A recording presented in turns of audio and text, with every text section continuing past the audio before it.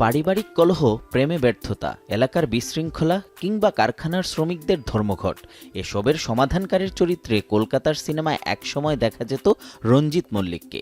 তখনকার দর্শকরা তাকে ডাকতেন মুশকিল আসান নামে। বাংলাদেশের ক্রিকেটে সেই মুশকিল আসান চরিত্রটা যেন মেহেদী হাসান মিরাজ। দলের কেউ সংবাদ সম্মেলনে আসতে চাচ্ছে না, মিরাজকে পাঠিয়ে দাও। উদ্বোধনী ব্যাটার নেই, অধিনায়ক পাঠিয়ে দিলেন মিরাজকে। 2018 সালের এশিয়া কাপ ফাইনালে ভারতের বিপক্ষে ওপেনিংয়ে নেমে তিনি এনে দিয়েছিলেন দারুণ শুরু। গত বছর রাওয়ালপিন্ডিতে যখন একে একে সাজঘরে সবাই, তখন ব্যাট হাতে হাল ধরেছিলেন তিনি।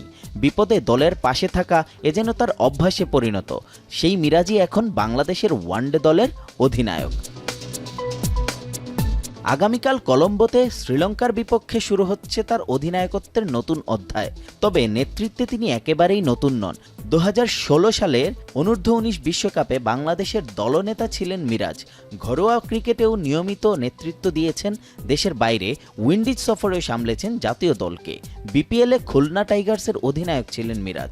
কঠিন সমীকরণ মেলানো সেই দলকে নিয়েই পৌঁছে গিয়েছিলেন প্লে অফে। বয়স 28 পেরোতে মাস চারেক বাকি।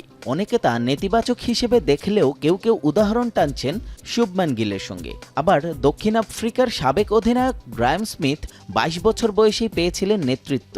2011 সালে ঘরের মাঠে ওয়ানডে বিশ্বকাপে বাংলাদেশকে নেতৃত্ব দিয়েছিলেন সাকিব আল হাসান। তখন তার বয়সও ছিল 22। তাছাড়া বয়স ভিত্তিক ক্রিকেট থেকে নেতৃত্ব দেওয়ার অভিজ্ঞতা থাকায় পরিণত মানসিকতা আর নেতৃত্বের গুণে পিছিয়ে নন একটুও মিরাজ। পরিকল্পনা ও কৌশলে পরিণত ও চিন্তাশীল তিনি। তবে আত্মবিশ্বাস যখন মাত্রা ছাড়ায়, তখন সেটাই হয়ে ওঠে পরীক্ষা। নিজের বলে রিভিউ নেওয়ার প্রবণতা তো আছেই, এবার সেই সিদ্ধান্ত নিতে হবে অধিনায়ক হিসেবেও।